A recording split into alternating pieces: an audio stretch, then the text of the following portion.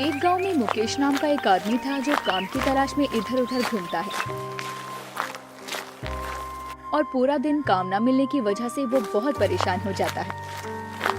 और रात को जब वो थक कर अपने घर जाता है तो घर में घुसते ही उसकी पत्नी उससे पैसे मांगती है। अजी सुनिए, मुझे कुछ पैसे दे दीजिए, मुझे सोनिया को कल मेले में लेकर जाना है। क्या? मेरे पास तो खाने के लिए भी पैसे नहीं हैं। क्या आपके पास पैसे नहीं है? पैसे नहीं है कहने से घर का खर्चा थोड़ी ना चल जाएगा। मुझे नहीं पता, आप जाओ और कहीं से भी पैसे लेकर आओ। पुष्पा, तुम ही बताओ मैं कहाँ से पैसे लाऊं? जिनसे पैसे लेने थे उन लोगों ने पैसे देने से मना कर दिया। काश मैंने तुमसे शादी करने से मना कर दिया होता तो आज मैं सुख से रहती। जब से मैंने तुमसे शादी की है तब से एक दिन भी सुख से नहीं रह पाई हूँ। कभी सोचा है तुमने, कभी मेरे लिए या हमारी बेटी के लिए क्या किया है? आखिर सोनिया तुमसे इतना प्यार करती है लेकिन कभी तुमने उसके प्रति पापा होने का कोई फर्ज निभाया ही नहीं। ऐसा कहकर रोते हुए पुष्पा वहाँ से चली जाती है और मुकेश देर रात तक मन ही मन पुष्पा के कहे शब्दों को सोचता है कि मैंने कभी अपनी पत्नी और बेटी को कोई सुख नहीं दिया। वो यही बात सोचता है और परेशान होकर बाहर चला जाता है और थोड़ी दूर चलते चलते वो जंगल में चला जाता है। वहाँ जैसे ही वो पहुँचता है उसे वहाँ एक तालाब दिखाई देता है जिसके पास एक लकड़ी की तख्ती दिखाई देती है जिस पर लिखा होता है सावधान और नीचे लिखा होता है इस तालाब में जो भी कूदता है वो कंकाल बनकर ही बाहर आता है। ये पढ़कर मुकेश मन ही मन सोचने लगता है कि मैं भी इस तालाब में कूदकर अपनी जान दे दूं। इस रोज रोज की चिकचिक भरी जिंदगी से तो कंकाल बनकर ही रहना बेहतर है। फिर ऐसा कहकर मुकेश तालाब में कूद जाता है और जैसे ही वो तालाब में कूदता है तभी तालाब में एक बवंडर आता है और मुकेश को बाहर फेंक देता है। अरे मुझे ये क्या हुआ? मुझे ऐसा महसूस हो रहा है कि मैं पहले से और भी ज्यादा ताकतवर और फुर्तीला हो गया हूँ। तभी तालाब में से आवाज आती है। नहीं, ये सच है। ये आवाज सुनकर मुकेश बहुत डर जाता है और डरते हुए इधर उधर देखते हुए बोलता है, कौन कौन है यहाँ? जो भी है सामने आओ। तभी तालाब से कुछ पानी निकलकर बोलता है, मैं तालाब बोल रहा हूँ, एक जादुई तालाब। तालाब को ऐसे बोलते देखकर मुकेश और ज्यादा डर जाता है। अरे तालाब कैसे बोल सकता है? मैं तालाब ही हूँ और जो भी मेरा इस्तेमाल सोच कर करता है उसका उल्टा ही होता है। जो भी मुझ में स्वस्थ होने के लिए कूदे उसका उल्टा हुआ, वो मरकर कंकाल बनकर ही निकले। अरे फिर तो आप मेरे बहुत काम आ सकते हैं। काम तो आ सकता हूँ लेकिन उल्टे कामों में, क्योंकि मैं कोई भी काम सीधा नहीं करता हूँ। अब समझ गया मैं तालाब जी। मुकेश इधर उधर देखता है और उसे तालाब के पास में ही एक खाली मटका रखा हुआ दिखता है और वो उस मटके को उठाकर तालाब के पास आता है और फिर तालाब हंसते हुए उस मटके में चला जाता है और फिर मुकेश उस मटके को लेकर घर जाता है। घर पर उसकी बीवी पुष्पा रसोई में खाना बना रही थी। पुष्पा, पुष्पा! अरे क्या हो गया? क्यों घर को सर पर उठा रखा है? पुष्पा, हमारे पास कुछ रुपए हैं क्या? क्या पागल जैसी बातें कर रहे हो? मेरे पास पहले रुपए कहाँ से आएंगे? अरे 1-2 रुपए दो। वैसे भी घर की औरतों के पास 2-5 रुपए तो निकल ही जाते हैं। हाँ रुकिए, देखती हूँ। फिर पुष्पा रसोई में जाती है और चीनी के डब्बे में से 10 रुपए निकाल कर लाती है। ये लो जी, बस यही 10 रुपए थे मेरे पास, ये ले लो तुम। हमारे पास ये भी रुपए ना बचे। जी क्या बोले जा रहे हो? मैंने कल सोनिया को मेले में ले जाने के लिए रखे थे और तुम उसे भी नहीं बचा रहे।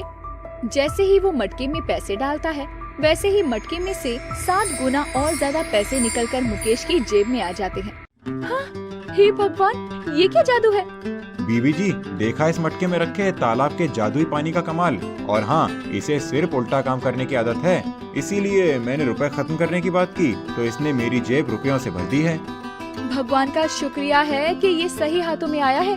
इससे तो हम हर चीज को खत्म करके भर सकते हैं। फिर मुकेश उस मटके को लेकर बाहर जाता है और थोड़ी दूर पर देखता है कि एक गांव के काका जी के साथ एक लालाराम सेठ खड़ा है और सेठ अपने शरीर पर हो रहे चर्म रोग से परेशान हो रहा है। अरे लालाराम, तुम रो क्यों रहे हो? सब ठीक हो जाएगा। तभी मुकेश वहाँ आकर बोलता है, अरे काका जी, ये तो दूसरे गांव के बहुत बड़े लालाराम सेठ हैं। इन्हें क्या हुआ है? ये इतने रो क्यों रहे हैं? और इनके पास तो करोड़ों की दौलत है। हाँ, पर दौलत तो मेरे किसी काम की नहीं है। देखो, मेरे शरीर पर चर्म रोग हो गया है। और ये ठीक होने का नाम ही नहीं लेता और धीरे धीरे पूरे शरीर में फैल गया है और इसकी वजह से मेरा पूरा शरीर सड़ जाएगा। हे भगवान, ये तो बहुत बुरी बीमारी है। मैंने सुना है कि तुम दुआ भागवत जानते हो। अपनी दुआ से मेरे शरीर के चर्म रोग को ठीक कर दो। मैं तुम्हें मुंह मांगे पैसे दूंगा। 1 लाख, 2 लाख, 10 लाख, जितने तुम मांगोगे मैं दूंगा। 10 लाख रुपए? तभी मुकेश मटके से हाथ में पानी लेकर बोलता है। तुम्हारे पूरे शरीर की चमड़ी पूरी तरह से सड़ जाए। ये क्या बकवास कर रहे हो? तुम्हारी इतनी हिम्मत जो तुम मेरे बारे में ऐसा बोल रहे हो? मैं अपनी तलवार से तुम्हारा सर धड़ से अलग कर दूंगा, जो तुम मुझे दुआ की जगह बद्दुआ दे रहे हो। और तभी एकदम से लाला राम के शरीर से चर्म रोग गायब हो जाता है और वो खुशी से चिल्लाने लगता है। अरे ये क्या? देखो देखो काका जी, मैं ठीक हो गया। देखो मैं बिल्कुल ठीक हो गया। ये लो 15 लाख का चेक। फिर मुकेश भी वहाँ से घर चला जाता है और घर जाकर वो 15 लाख का चेक अपनी पत्नी को देता है। अरे 15 लाख का चेक! भगवान की कृपा से अब हमारी सारी परेशानियां खत्म हो जाएंगी। अरे नहीं बीवी जी, अब तो पूरे गांव में हमारी चर्चा है और धीरे धीरे पूरे शहर में हमारी चर्चा हो जाएगी और लोग समझेंगे कि ये सब हम अपनी दुआ भागवत से कर रहे हैं। लेकिन उन्हें क्या पता कि हमारे पास ये जादुई तालाब के पानी का करिश्मा है। अरे वाह, अब तो हमारे पास पैसा ही पैसा होगा। भगवान का शुक्र है कि ये तालाब का पानी आपको मिला, जिससे हम सब बहुत अमीर हो जाएंगे। हम चाहते हैं कि ये पानी इस मटके से कभी खत्म ना हो। अरे ये क्या बोल दिया तुमने? इतनी बड़ी गलती कर दी पुष्पा तुमने। तुम्हें बताया था ना मैंने कि इस तालाब के पानी को सब उल्टा करने की आदत है। अरे ये क्या हो रहा है? देखो देखो, तुम्हारे कहते मटका खाली हो गया। हे भगवान, और पैसा कमाने की चाह में ये क्या गलती कर बैठी मैं। चलिए जल्दी से उस तालाब से दोबारा से फिर से पानी का मटका भर लाते हैं हम। हाँ चलो जल्दी चलते हैं। वो दोनों फिर से जंगल में जाते हैं और तालाब के पास जाकर देखते हैं कि अरे ये क्या हो गया? ये तालाब तो सूख गया। इसका तो पूरा का पूरा पानी भी सूख गया है। हे भगवान, ये क्या कर दिया मैंने।